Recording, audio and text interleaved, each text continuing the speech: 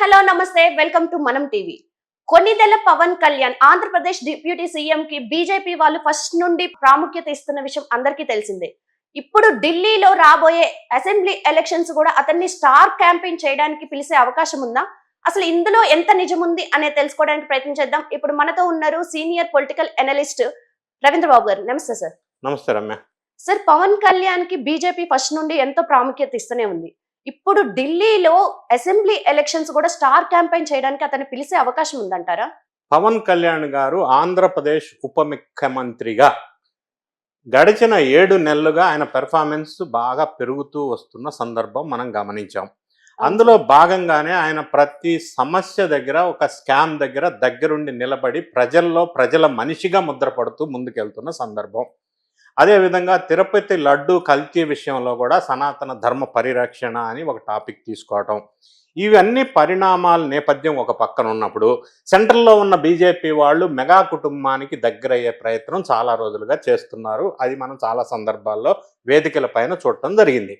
పవన్ కళ్యాణ్ గారు ఈ విధంగా ముందుకెళ్తున్న నేపథ్యం బీజేపీ వాళ్ళకి సౌత్ ఇండియాలో వాళ్ళ పార్టీ కమలం వికసించాలంటే పవన్ కళ్యాణ్ లాంటి ఫాలోయింగ్ ఉన్న యువ నాయకత్వం అవసరం, అనివార్యం.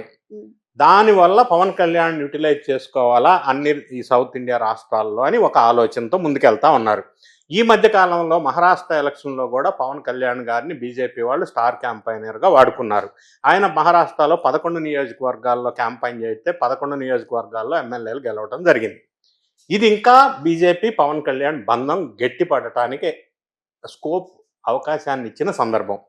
ఇప్పుడు రాబోయే రోజుల్లో ఢిల్లీలో అసెంబ్లీ ఎలక్షన్స్ జరగబోతున్నాయి. అక్కడ క్యాంపైనింగ్ హోరాహోరీగా నడుస్తూ ఉంది. ఒకవైపు కాంగ్రెస్, ఒకవైపు ఆప్, ఒకవైపు బీజేపీ. ఇది అన్ని పార్టీల వాళ్ళు ఢిల్లీ ఎలక్షన్ని చాలా ఛాలెంజింగ్గా తీసుకొని ముందుకెళ్తున్న సందర్భం, అనివార్యమైన సందర్భం.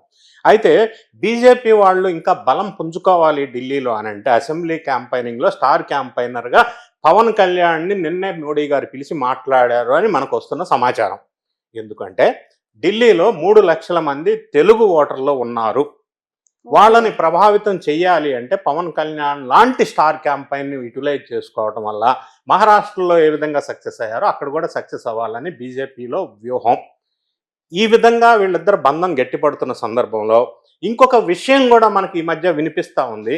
బీజేపీ వాళ్ళు వ్యూహాత్మకంగా విజయసాయి రెడ్డి గారు ఆంధ్ర రాష్ట్రం నుంచి ఒక ఆర్థిక నేరస్తుడు ఎంపీ పదవికి వైఎస్ఆర్ కాంగ్రెస్ పార్టీకి రాజీనామా చేసిన సందర్భం మనం చూసాం. అవును సార్. సో బీజేపీ వాళ్ళ వ్యూహంలో భాగంగా ఆ ఎంపీ రాజ్యసభని పవన్ కళ్యాణ్ వాళ్ళ బ్రదర్ చిరంజీవి గారికి ఇవ్వటం ద్వారా ఈ మెగా కుటుంబాన్ని మరింత బీజేపీ దగ్గర చేర్చుకొని ఓట్లు సంపాదించుకొని ఆంధ్ర రాష్ట్రంలో కమలం వికసించాలా నెక్స్ట్ ఎలక్షన్లో అని వ్యూహాత్మకంగా ముందుకెళ్తున్న సందర్భం.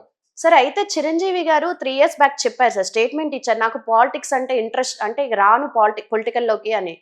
ఇప్పుడు ఇస్తే తీసుకుంటారా సార్ కేంద్ర మంత్రి? ఇక్కడ దీన్ని ఏ విధంగా చూడవలసి ఉంటుందంటే నిష్పక్షపాతంగా చిరంజీవి గారు రాజకీయాల వైపు అసలు వద్దు అని డెసిషన్ తీసుకున్న సందర్భం. చిరంజీవి గారి మెంటాలిటీ రాజకీయాలకి సూట్ కాదు, నాకు వద్దు అని ఆయన అంతటా ఆయన స్వచ్ఛందంగా పక్కకెళ్ళి సినిమాలు మళ్ళీ ఆయన ప్రొఫెషన్లో ఆయన ఉన్న సందర్భం. అయితే ఇప్పుడు ఇంకొక అంశం ఏంటంటే ఇక్కడ ఆంధ్రప్రదేశ్లో జనసేన పార్టీ కూటమిలో భాగస్వామిగా ఉండి పవన్ కళ్యాణ్ గారు ఉప ముఖ్యమంత్రి హోదాలో ఉండి నాగబాబు గారిని కూడా ఎన్డీఏలో ఆంధ్రప్రదేశ్లో మినిస్టర్ పదవిలో రాబోయే రోజుల్లో ఎమ్మెల్సీ ఇచ్చి మినిస్టర్ను చేస్తారు అని కన్ఫర్మ్డ్ ఇన్ఫర్మేషన్ ఉన్న తర్వాత చిరంజీవి గారు బీజేపీలోకి వెళ్తారా అనేది అనుమానాస్పదమైన విషయం. రెండోది, ఎందుకు ఈ మాట అంటే ఒకటి ఆయన రాజకీయాలే వద్దు అనుకున్న సందర్భం, రెండోది బీజేపీలోకి ఆయన వెళ్ళి రాజ్యసభ సీటు తీసుకొని లేదా సెంట్రల్ మినిస్టర్గా ఆఫర్ వస్తే అది కూడా తీసుకొని మళ్ళీ రాజకీయాల వైపు వచ్చాడు అన్న ఇబ్బందికరమైన పరిస్థితి ఎదుర్కొంటారా? ఒకే కుటుంబంలో 3కి పదవులు ఉన్నాయన్న ఒక అపవాదు కూడా మళ్ళీ వచ్చే అవకాశం ఉంది కదా. సో ఈ విధంగా గతంలో ఈ మధ్య కాలంలో బీజేపీ వాళ్ళకి పవన్ కళ్యాణ్కి చిరంజీవి గారికి ఒక చర్చలు జరిగినట్టుగా, అది కూడా సంక్రాంతి సంబరాల ఉత్సవాల్లో ఢిల్లీలో తెలంగాణకి సంబంధించిన సెంట్రల్ మినిస్టర్ కిషన్ రెడ్డి గారి ఇంట్లో మోడీ గారు అందరిని పిలిచి ఒక గెట్ టుగెదర్ ఏర్పాటు చేయడం జరిగింది కిషన్ రెడ్డి గారి ఇంట్లో. ఆ సందర్భంలో చిరంజీవి గారిని కూడా అక్కడికి పిలవటం జరిగింది. సో చిరంజీవి గారు, మోడీ గారు, కిషన్ రెడ్డి గారి నేతృత్వంలో వాళ్ళ ఇంట్లో సంక్రాంతి రోజు కొంత డిస్కషన్ జరిగింది.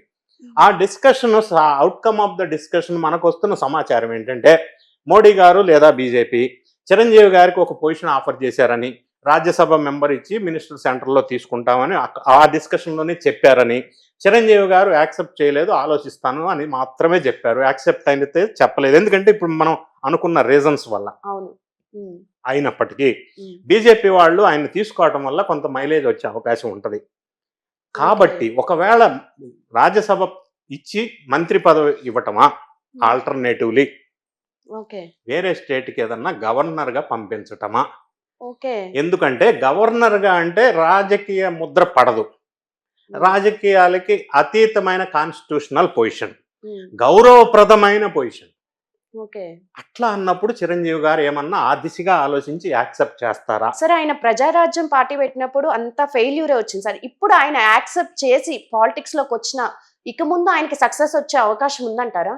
రాజకీయాల నుంచి ఆయన మళ్ళీ రాజకీయాల్లోకి వచ్చి మళ్ళీ రాజకీయం నడుపుతాడు అని నేను అనుకోవట్లేదు. నా ఒపీనియన్ అయితే అది సాధ్యం కాకపోవచ్చు, ఆయన ఒప్పుకోకపోవచ్చు. అందుకే ఆల్టర్నేటివ్గా గవర్నర్ పదవి అనేది రాజకీయ పార్టీలకి సంబంధం లేని గౌరవప్రదమైన కాన్స్టిట్యూషనల్ పదవి. అది ఇవ్వటం వల్ల ఆయన గౌరవం పెరుగుతుంది, పార్టీకి సంబంధం లేదు కాబట్టి.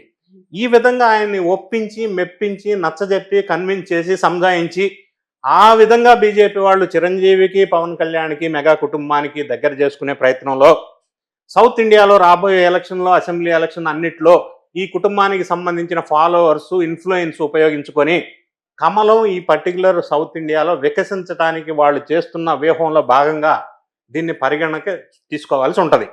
దీనివల్ల పవన్ కళ్యాణ్ గారి ఇమేజ్ సెంటర్ లెవెల్లో పెరుగుతుంది, చిరంజీవి గారికి గొప్ప గౌరవప్రదమైన స్థానం దక్కే అవకాశం ఉంది. నాగబాబుని ఆల్రెడీ ఆంధ్రప్రదేశ్లో మినిస్టర్గా తీసుకుంటున్నారు కాబట్టి చిరంజీవి గారు రాజకీయాల్లోకి రాకపోవచ్చు, కానీ గవర్నర్ పదవి లాంటిది ఆల్టర్నేటివ్గా బీజేపీ వాళ్ళు కనుక ఇస్తే యాక్సెప్ట్ చేయడానికి అవకాశం ఉన్నట్టుగా నేను భావిస్తా ఉన్నా. సరే, నాగబాబు గారు రాష్ట్ర మంత్రిగా ఆల్రెడీ డిక్లేర్ అయిపోయారు అంటే డిప్యూటీ సీఎం పవన్ కళ్యాణ్ కనుక అవ్వకపోతే నాగబాబు గారికి ఎంట్రీ ఉండేదంటారా? లేదు. ఇప్పుడు జనసేన అనేది ఎన్డీఏలో కూటమి, పార్ట్నర్, భాగస్వామ్య పార్టీలో మినిస్టర్ పవన్ కళ్యాణ్ ఉన్నా లేకపోయినా జనసేన తరఫు నుంచి నాగబాబుకి మినిస్టర్ ఇస్తారు.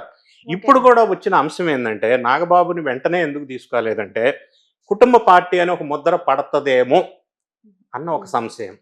రెండోది, ఒకే కుటుంబానికి సంబంధించిన ఇద్దరు అన్నదమ్ములకి మినిస్టర్స్ ఉన్నాయి ఆంధ్రప్రదేశ్లో అని కొంత ఇబ్బందికరమైన పరిస్థితి. ఈ కులప ఈక్వేషను లేదా ఒకే కుటుంబ పార్టీ అన్న ముద్ర పడకూడదు అని ఇంతకాలం డిలే చేయడం జరిగింది. ఏదేమైనా ఆయన పార్టీకి గతంలో జనసేనకి సేవ చేశారు కాబట్టి ఆయనకి పదవి ఇవ్వటంలో తప్పు లేదు. ఎమ్మెల్సీ చేసి తర్వాత పదవి మంత్రి చేస్తారనేది ఒక ఊహాగానం. ముందుగానే డైరెక్ట్గా మంత్రి చేసి 6 నెలల్లోపు ఎమ్మెల్సీ చేయొచ్చు. దానికి నా పవన్ కళ్యాణ్ గారు వద్దు, ముందుగా ఎమ్మెల్సీ చేసి తర్వాతే మంత్రి చేయండి అని నేను చెప్పినట్టుగా మనకున్న సమాచారం. కాబట్టి ఆ విధంగా చూసినందువల్ల రాష్ట్రంలో వీళ్ళిద్దరు మంత్రులుగా ఉంటూ పెద్దన్నయ్యని సెంటర్లో లేదా ఎక్కడన్నా గవర్నర్ పొజిషన్లో చూసుకుంటే మెగా కుటుంబానికి మంచి ఆనందించదగ్గ శుభ పరిణామం, బీజేపీ పార్టీకి కొంత అనుకూలమైన వాతావరణం, జన సైనికులు కొద్దిగా సంబరాలు చేసుకునే సందర్భంగా మెగా కుటుంబం, ఫ్యామిలీ వాళ్ళు గొప్ప శుభవార్తగా దీన్ని మనం చూడవలసి ఉంటుంది. 2024-2025 వాళ్ళకంతా సక్సెస్ బాటే సార్. మెగా ఫ్యామిలీకి ఆ సక్సెస్ బాటలోనే ఇవన్నీ ముందుకెళ్తా ఉన్నాయి. ఇది కూడా ఒక మంచి శుభ పరిణామంగా మనం భావించవచ్చు. Okay, thank you sir. Thank you.